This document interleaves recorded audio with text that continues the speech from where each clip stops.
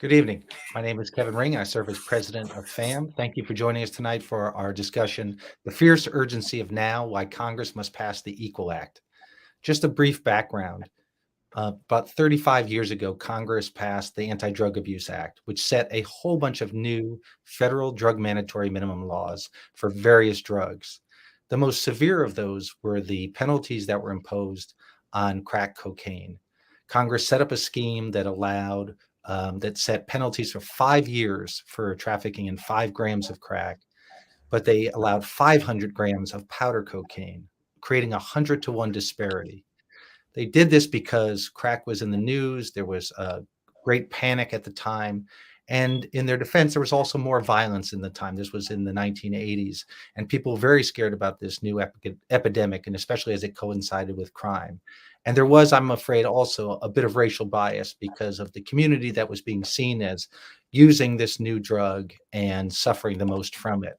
So Congress passed these mandatory sentencing laws in 1986, and almost immediately, whatever their intention was, it became clear that these laws were having a disproportionate, harmful impact on Black communities. The sentences early on were, 10, 20, 30 years for first-time offenders, and we're seeing a whole generation of Black men being locked up for crimes that were no different than others were committing with the same drug, but in a different form. In 2010, Congress finally got together and decided to address this disparity. But because of a political compromise, instead of dropping it from 100-to-1 to 1-to-1, they went from 100-to-1 to 18-to-1. So the disparity has still existed. In the First Step Act of 2018, Congress made the Fair Sentencing Act, the 18-to-1 disparity, retroactive. What we saw when they did that was about 3,500 people get an average of 6 years cut off their sentence. 91% of those people who got a reduction were Black, just exposing how disproportionately this law was applied. And in the wake of George Floyd and Ahmaud Arbery's killing and Breonna Taylor, advocates from across the spectrum came together and said, it is time to get this equal, to finally get that disparity gone and make it 1-to-1. And that is what the Equal Act would do. I'm here with a distinguished panel to show you the broad array of support for this proposal, and I want to introduce them now. Representative Hakeem Jeffries is a Democratic congressman who represents the 8th District of New York, representing huge parts of Brooklyn and Queens. James Cadogan, who's the executive director of the NBA Social Justice Coalition. Veda Ajamu, who in addition to serving as a FAMM fellow, is the managing director of DEI programs and community engagement at the National Civil Rights Museum in Memphis, Tennessee. Frank Russo is the Director of Governmental and Legislative Affairs at the National District Attorneys Association. And Sajan Soto-Stanton is a professional. She's an advocate, and she's a mother who probably works harder than all of us combined. And normally when we do panels like this, it's customary to start with our elected representatives. But because this is FAMM and because the whole point of this is to show the human impact of this disparity, we wanted to start with Sajan, and I was hoping, Sajan, you could talk a little bit about how your family's been directly impacted by this disparity. Yes, of course. Thank you so much for your time and everyone joining today. Again, my name is Sajan Soto Stanton. 9 years ago, my husband was sentenced to life in prison for nonviolent drug-related charges. As you all can imagine, having two kids, a 1-year-old at the time and a 6-year-old, that situation immediately made me become a single parent. And it's unfortunate. I mean, in that situation, there was nothing I can do but to move forward. And I felt that when my husband received that life sentence, we all received that life sentence. And so what do you do? The only thing I could do was push forward. I finished school, received my bachelor's, moved away from home, 4 hours from my hometown, Hinesville, Georgia, moved to Atlanta with no family support. And I was really just trying to do and provide and take care of my children the best way that I knew how, the best way that I observed growing up in a single family household. And so to really better take care of my kids, I went back to school, received my master's. But even with all of these different things that I'm trying to do for my kids, I'm proud to say that my husband kind of matched my efforts. He spent thousands of hours within the last 9 years educating himself. He participated in recidivism programs. I am embarrassed to say that my husband has learned Spanish, and with me being half Dominican, he's more fluent than me. I speak muy poquito español. And so, I'm so proud of him. I mean, he's the first person in his family to receive his GED. And the list goes on and on as far as his efforts. But outside of those things, raising your kids on your own, and again, trying to take care of that financial aspect, you still have to kind of love on them a little bit more and kind of tend to their emotional needs. And of course, my son, who's here with me today, Terrence, he is a little shy. Um, being with his dad every single day and then being kind of taken away from his dad, he didn't understand. But of course, over the last 9 years, I did the best thing that I could as far as trying to travel state to state and dealing with all the expenses of trying to take your kids to go see their dad. It's been stressful. It's like walking around with a boulder on your shoulders. And I know that many single parents can definitely relate to the struggles of raising a one-parent household.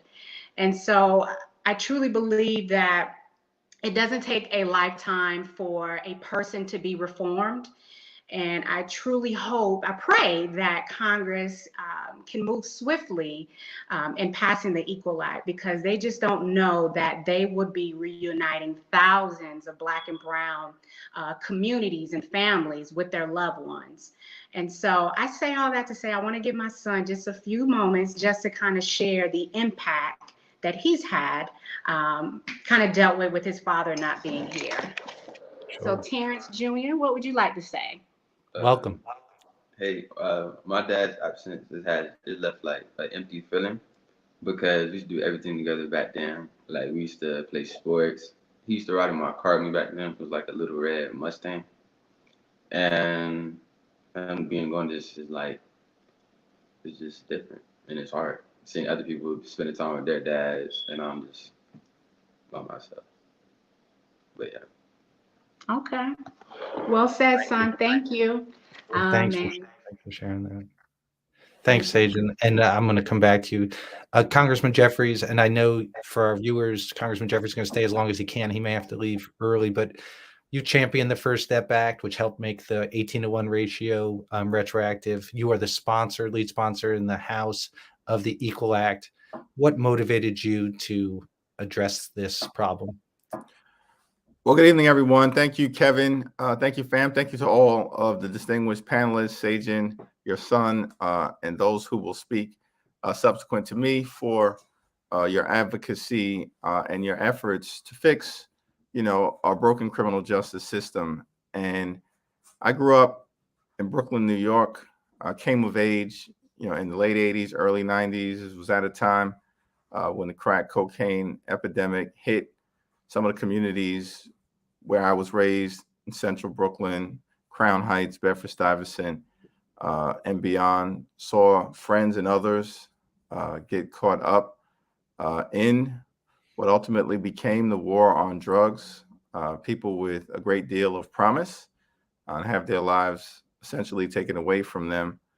And as I got older and got the opportunity to graduate from school, eventually go to law school, and then made the decision to transition from practicing law into public service, I was driven to try to deal with what I saw as mass incarceration and the rise of overcriminalization in America, largely anchored in the failed war on drugs. And the more I realized that we had essentially become a country that incarcerates more people than any other nation in the world, including per capita, China and Russia combined, two authoritarian countries, I concluded this is an out of control situation. It affects the communities that I represent and so many other communities across America. And to think that a little over 50 years ago, when the failed war on drugs was initially declared by Richard Nixon, we had less than 300,000 people incarcerated in America. 51 years later, 2.3 million people incarcerated in America, disproportionately Black and Latino, a significant number of them nonviolent drug offenders. It's a stain on our society, on our democracy, on our country, and it has ruined families, as we just heard, communities, as well as individual lives.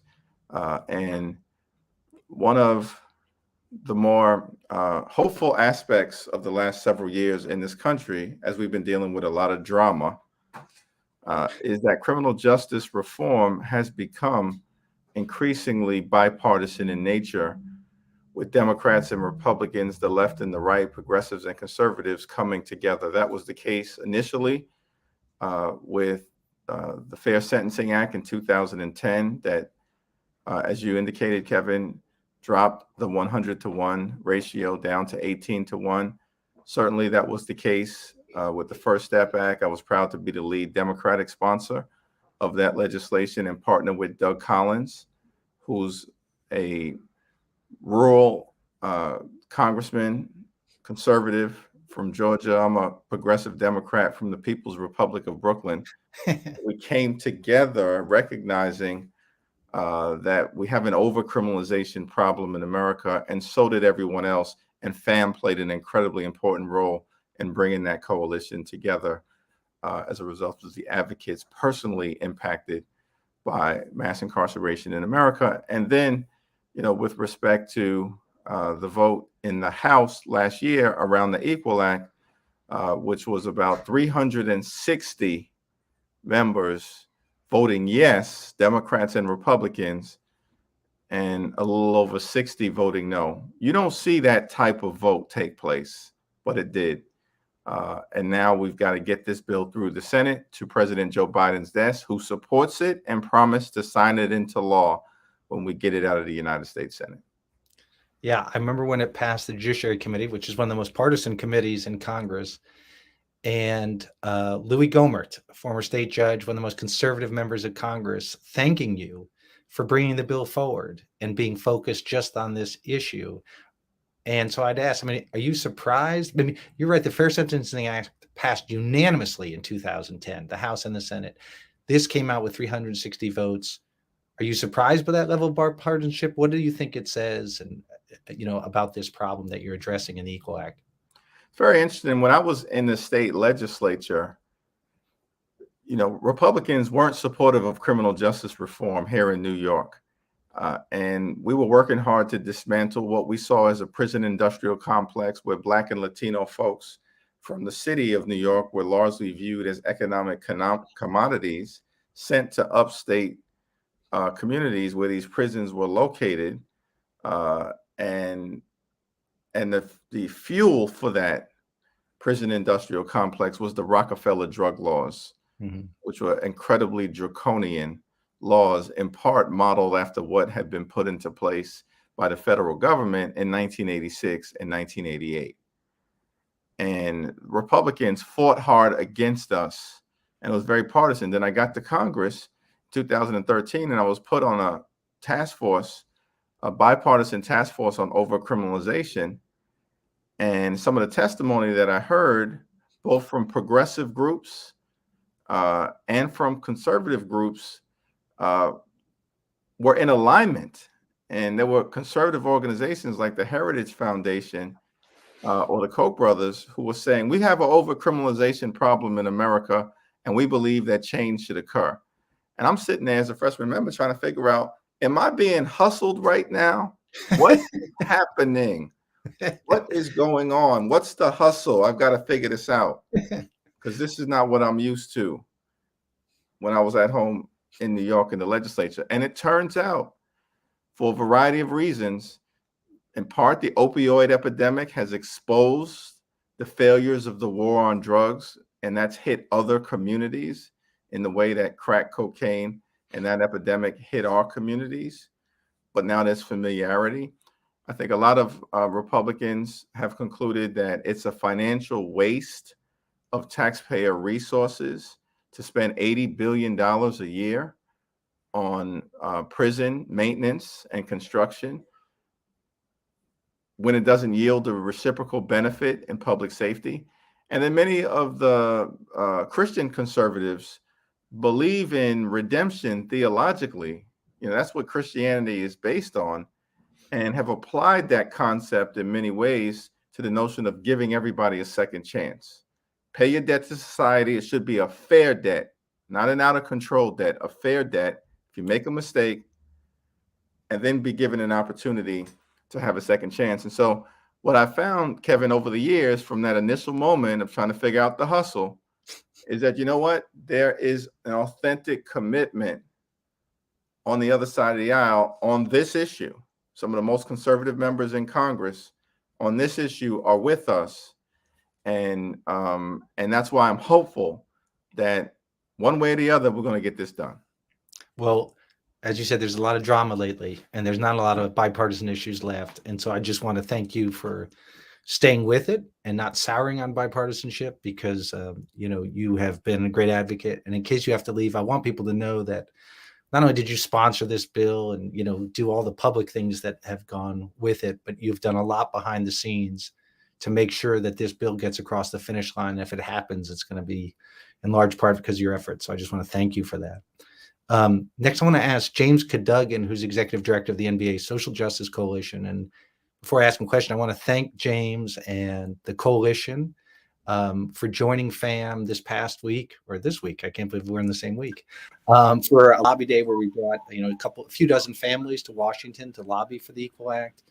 And James and the coalition showed up, and it really just raised the profile of everything we do to have the NBA put its stamp on making this kind of reform. And so, James, I'd ask you to start, for the people who don't know, maybe say what is the NBA Social Justice Coalition, and what got you guys to get involved in this issue?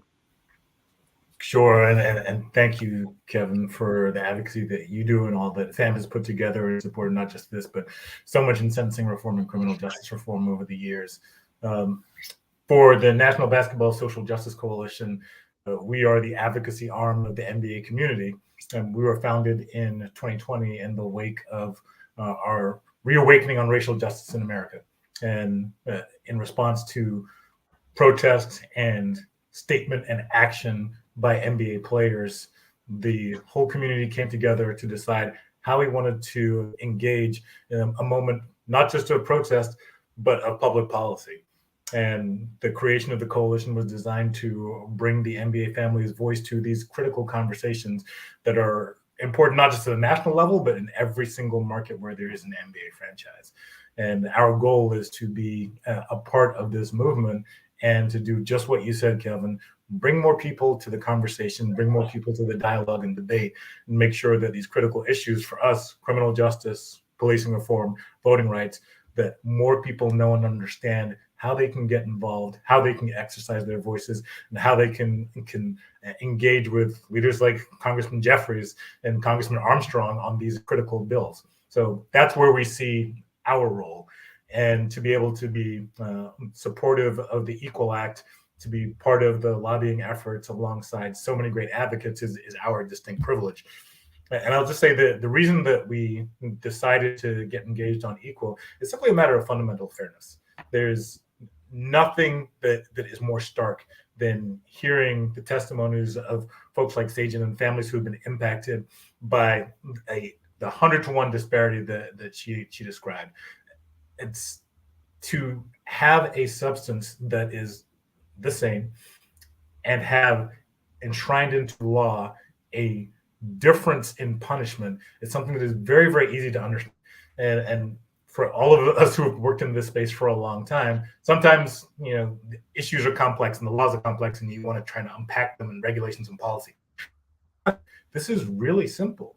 The idea of people being punished differently for the same offense makes no sense. And I think that appeals to people broadly and is a good thing for people to be able to understand, and is a good entryway into the larger conversation around mass incarceration and criminal justice.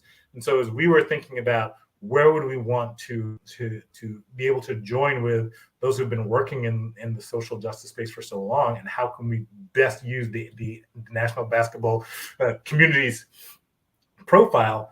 The Equal Act was a no-brainer.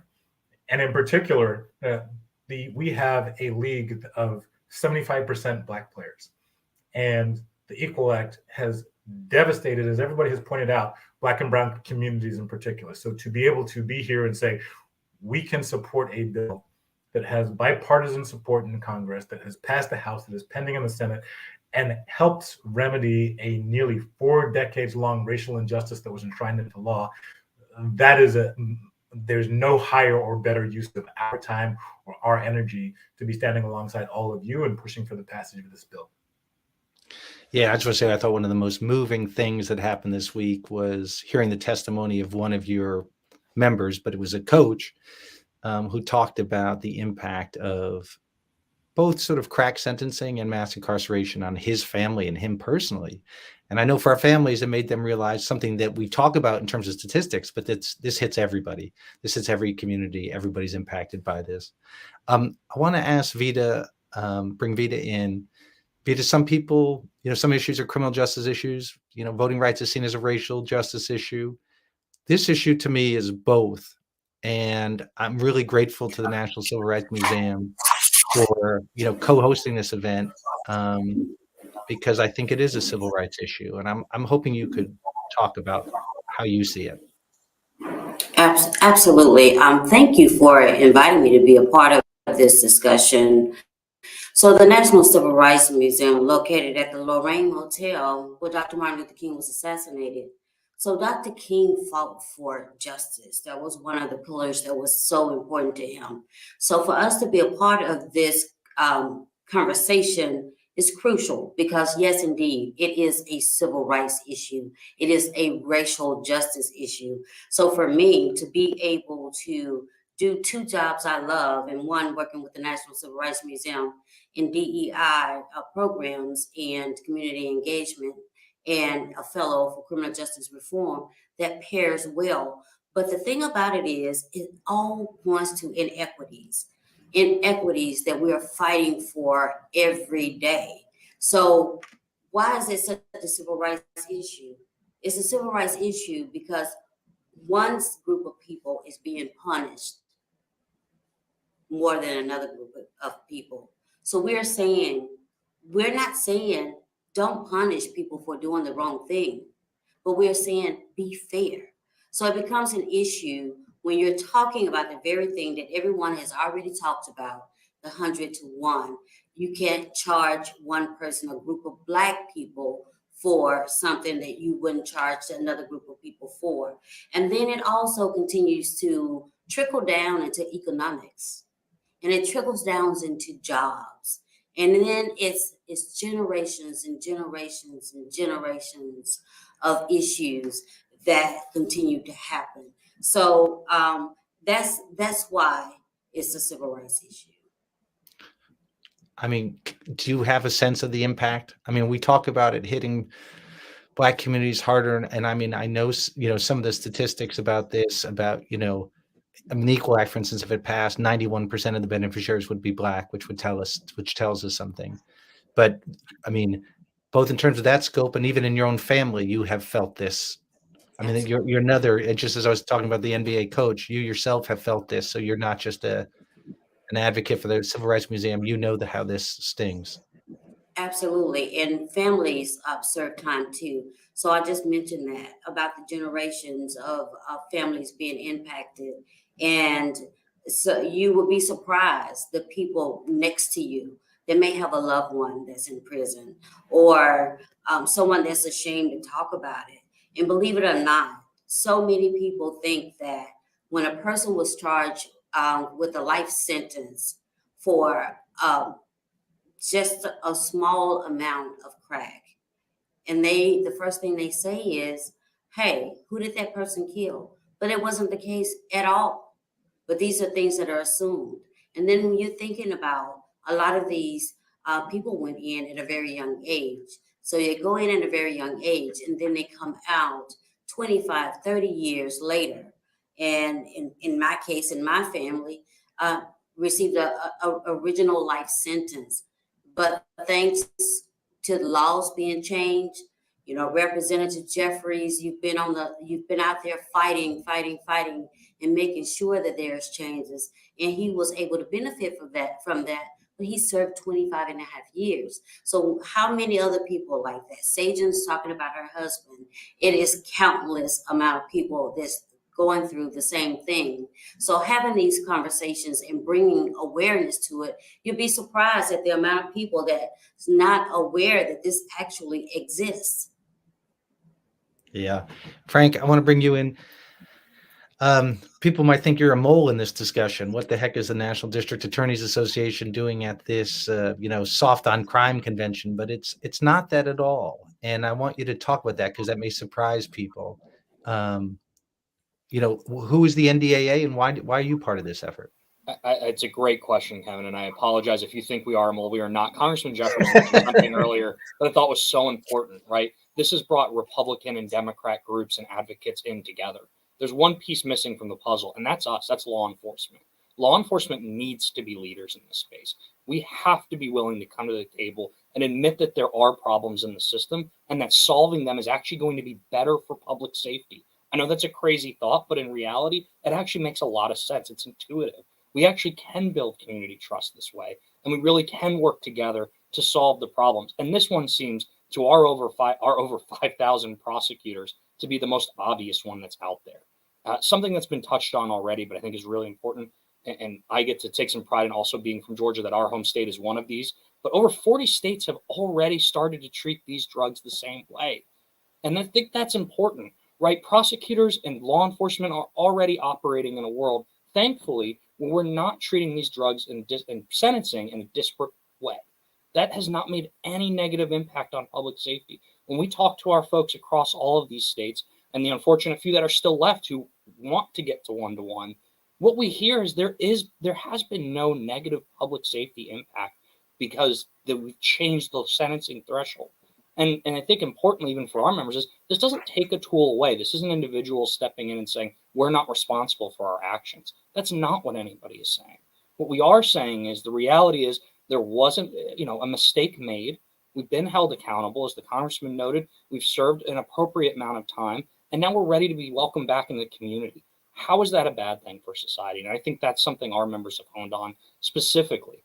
We're confident these changes at the federal level are going to be just as effective and just as successful as they have been in those over 40 states. We don't see this changing the way that federal law enforcement or prosecutors operate. What we do see this doing is building trust in the criminal justice system. And at a time now when we are dealing with challenges, as been mentioned by a lot of our speakers already, with trust between communities and police, as we're building and challenges around some of the crime rates going up, what could be more important than trust in the criminal justice system and building those bridges between communities? I can't think of anything. So that's at least my kind of opening salvo on why we're here. We want to be a proud supporter of this. We have seen the bipartisan support, and we know that this is going to make communities safer. So that's why we're here. I promise, again, we're not reporting out to anybody, and hopefully we can be a helpful partner in the space. Yeah, I want to follow up on something you said. And the Sentencing Commission said something similar. They said in the case of crack cocaine penalties, quote, perceived improper racial disparity fosters disrespect for and lack of confidence in the criminal justice system. And this is what I think. We're at a time where trust between law enforcement and the communities they police is so great. And I can't help but think having two systems of justice in this area is going to exacerbate that problem. But let me just ask you, Frank, because everyone's talking about the rise in violent crime and which is real in many communities. Do you have any concerns about this as somebody who's on the front lines on this?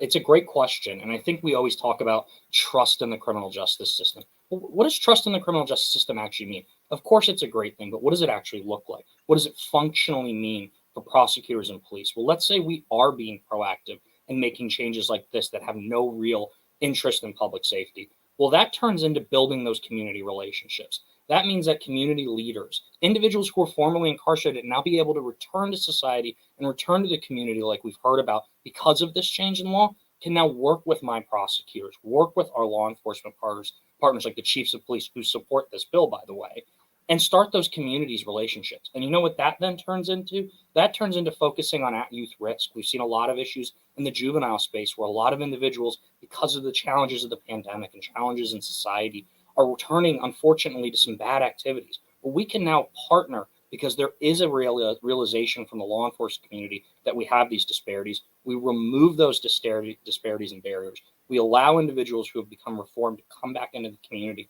And when we work together to target the individuals who may be at risk for some of this criminal activity, well, now we're talking about success, because those bridges turn into actionable steps, community events, community organizing, working together, expanding opportunities, like we've heard from the NDAA Justice Committee that's already doing these things. Those steps come together to create a public safety environment that will help reduce crime proactively, not retroactively. A lot of times I say when it gets to our prosecutors, it's too late, right? We don't want to get to that step. We want to solve this on the front end. So what does community trust actually mean? It means putting those lives that matter, that are coming back out, that are being rehabilitated and coming back into our communities, in contact with those law enforcement voices who have advocated for those individuals, and then putting them together to begin proactively building a safer and stronger community. Again, I think that's probably one of the most important steps we can take as we focus on this recent increase in crime over the last few months. Congressman Jeffries, you got the National District Attorneys Association, major cities, chiefs of police. You have groups like FAMM and advocates from the right, the left, civil rights groups, law enforcement, Right on Crime, American Conservative Union, 361 votes in the House, including 70% of Republicans. Is Congress too broken to get something like this done? Or what do we need to do to get this passed? What do you think? Well, it's a tremendous coalition, and I often say that the way to get things done in the Congress is to put together what I sometimes refer to as a coalition of the unusual suspects. Not the usual suspects, the unusual suspects, people from the left, the right, progressives, conservatives, Democrats and Republicans, community advocates, law enforcement, people who may not always see eye to eye on any given issue, but who can come together on a particular issue like the Equal Act, because it is the right thing to do for America, for our communities, for public safety, as Frank just articulated, the right thing to do for everyone. And so I'm confident that there is a path forward.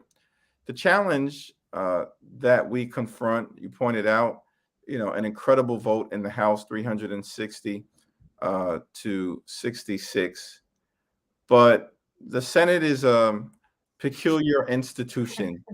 Go ahead. This is a safe space. I can be polite in that any one individual senator, as we've seen on some other issues, can often restrict the ability to move legislation forward.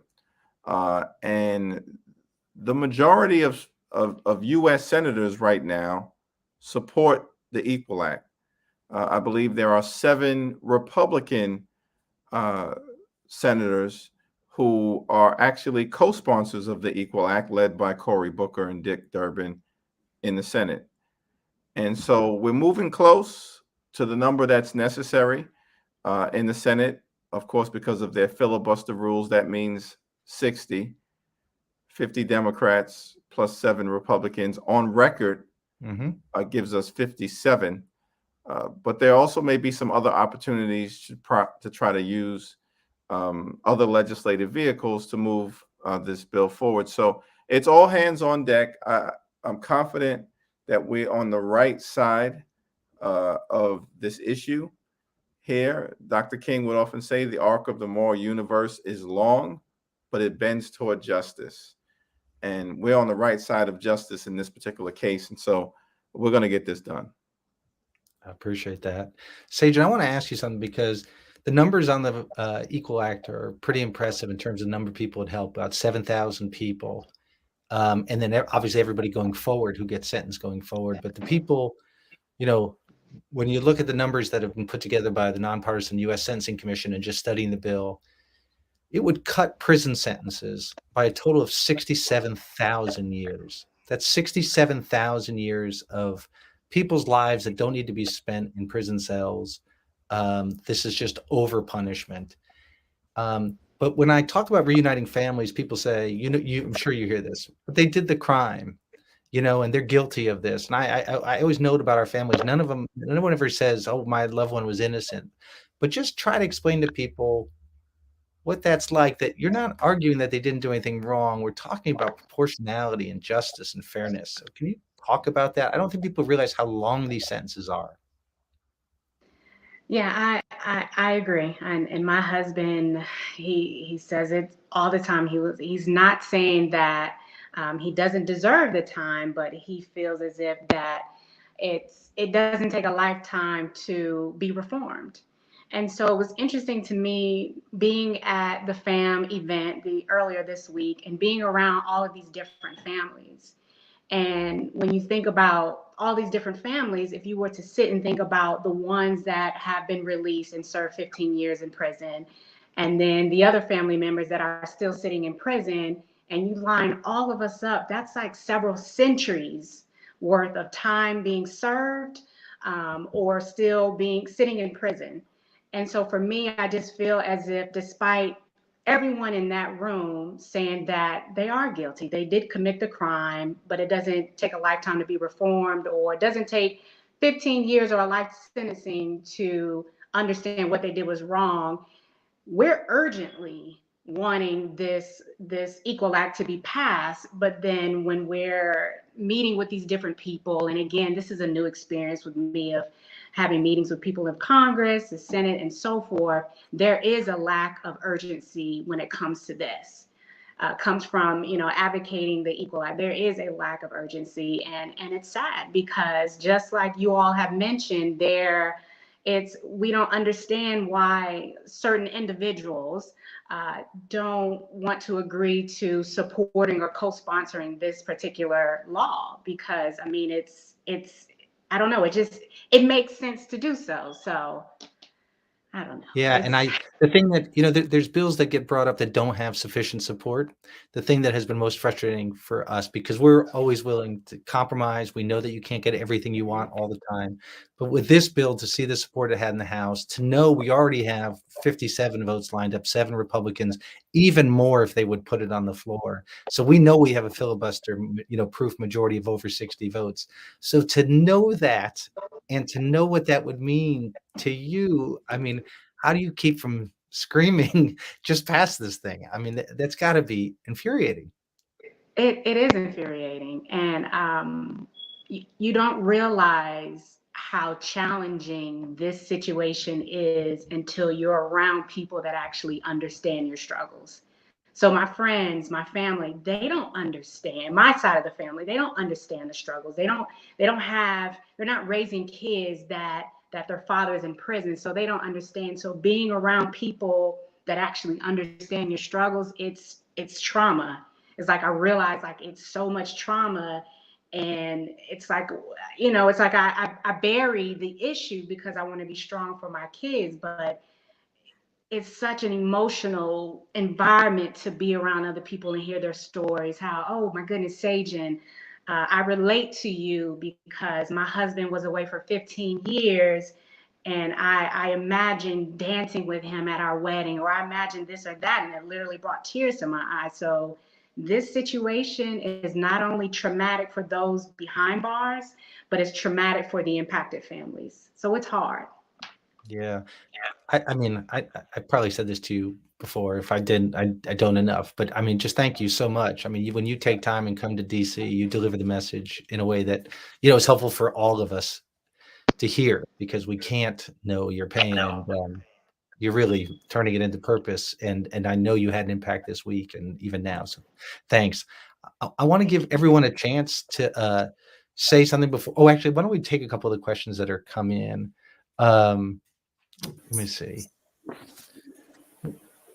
Oh, well, it's like, what's the holdup? I mean, I understand that the people are asking about that. They said if there's an individual center holding this up, and I mean, I'm not afraid to say at this point, our biggest obstacle is Senator Grassley, who was a champion of the First Step Act, but who is not yet in a place to support one-to-one. And we've talked to his office a number of times, and we're still working with him, and others are weighing in, but he's not there yet. And so we're doing everything we can. All of us on this call, all of us advocates are working on this bill are trying to make sure we can get Senator Grassley comfortable with supporting this. I want to give you all a chance to say, something that you didn't get to that I didn't ask, or any final words that you would like to say. I just want to thank you all for being advocates for this cause. This is a diverse group. I don't think there's any other criminal justice reform bill that's pending in Congress that has this level of support and this breadth of support. But Congressman, why don't we start with you? Well, just thank you again, Kevin. Thank you to FAMM and all of our advocates, this distinguished group of panelists. And, as you indicated, we've got law enforcement, we've got Veda, the civil rights community, of course, James in the NBA. And, interestingly enough, that 1986 law that was put into place, in part, some perceive it as a reaction to the tragic death of Len Bias, who, of course, had been drafted and was on the verge of having an incredibly promising career, high-profile case as a result of an overdose, and clearly congressional overreach in response. And of course, Sajin as an impacted family member. And so it's this coalition that we just need to hold together and continue to press our case right now with a focus on the United States Senate, that this is something that needs to happen, and it needs to happen with the fierce urgency of now. And if we hold together and continue to proceed with the intensity that this issue deserves, we shall overcome. Well, thank you so much for that.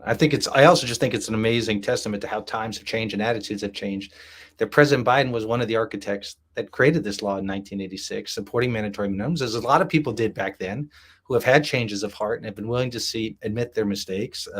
Senator Durbin, who's the sponsor in the House, has said Senate has said it's the worst vote he ever cast. And so people can change their minds and grow and realize their mistakes. And I just think it'd be a very special moment to have President Biden get rid of this disparity and sort of purge that. James, any final thoughts for our audience? Sure. I will just leave everybody with, again, thanks on behalf of the NBA community to all of the advocates, especially from FAMM, Sajin, for sharing your story so powerfully every single day to move this bill, and everybody who's been part of this panel. But I think the big takeaway for me, and what I encourage everybody who is paying attention and listening to remember, what the work looks like. I often get the question of how do we, broadly speaking, as residents and citizens and members of our community, participate in social justice and take action. And I always say the most important thing is to get involved and to understand an issue, to see an issue, learn about it, and then raise your voice, and raise your voice with anybody who will listen. To see a coalition like this come together, and within the NBA community, we put together our coalition across players, governors, coaches, lead executives, our union officials. That's an incredibly powerful thing for us. But the same principle that the congressman just identified, bringing people together around the issue, playing your part, learning and pushing, that's what democracy is all about. And so seeing this kind of progress, I think that's an outgrowth of our collective national recognition that we need to do more on racial and social justice. And that these bills that have been incubating for so long, they need that public push, they need that public attention, they need everybody to pick up their phone and to call their elected representatives and say, we want to see this stuff passed. That this is how we see lasting change, and this is how we operationalize the values and principles that we hold dear, and make sure that the people who are impacted, who every single day are suffering injustice, they get some relief. That's the most important thing. So I'm grateful to everybody for participating, and really just hope that everybody who's watching this sees this as a way to participate, not just on this issue, but on other issues in social justice that they care about. Yeah, well, thanks so much. And thanks again to you and all your colleagues who participated this week. It was really special. If you are looking for a way to get involved and don't already have one, you can text FAMM, FAMM, to 21333, and we will put you in touch with your member of Congress as quickly as possible to weigh in on this and other reforms. Frank, final thoughts? Thank you, Kevin. And really thank you to FAMM for including us in this effort. I know it's not natural to include the prosecutors, but I promise you we are here to help. And I think the only thing I'll end on is, if you are concerned about public safety, and maybe you, of course, should be, then this is part of that solution. And I think we need to talk about it that way, that we understand that there are many people, like Sajan has mentioned, who are in that system who can come out and help our communities, and they can work with our members and our law enforcement partners to make everybody safer. So let's talk about it not just as a reform, but as a proactive public safety measure, because that's what it is. And I'm hopeful and really confident that we're going to succeed. There's really no reason we shouldn't, and we're going to continue to push and hopefully be a helpful partner in this space and many others. And this is just the start of our work. That's why it was aptly named the First Step Act. That's why this is just the next step, and there'll be future steps as well. So we look forward to being a part of all of that. And again, really thank you all for including us in this effort. Yeah, no. I mean, we're grateful to have your support. And Veda, you've been around this block. You fought for the First Step Act. You weren't Yes. affected. So thank you so much for, using your perch at the National Civil Rights Museum to be a part of this discussion. Yes, so every single day, believe it or not, I am reminded of the quote, "Our lives begin to end the day that we become silent about things that matters." That is what I use through that whole process of advocating for my loved one. And that's what I still believe, and that's what I continue to do. We have got to have one justice system, one legal system. We can't have two legal systems. So the Equal Act is so, so important. We don't need to go halfway. We don't need 5 to 1. We don't need 2 to 1. We need the ratio to be 1 to 1. So what I'm saying right now to everyone that's listening, please continue to find out information about the Equal Act. Talk to your lawmakers. Know that you have a voice. Know that you have the power to drive change. And I ask that you please stand with us and help us get this bill passed. Thank you. Yeah, thanks so much. And our crack staff has told me that it's text action to 21333. There we go. It's changing every minute. But thank you to all of you, Sajan, Congressman Jeffries, James, Frank, and Veda. Thanks to everybody who watched. This will be available on our YouTube channel to watch later if you missed it. Time's running short, but let's get this done, and let's finally eliminate this disparity that has degraded our criminal code for 35 years. We can do it if we work together. So thanks to everybody for joining us.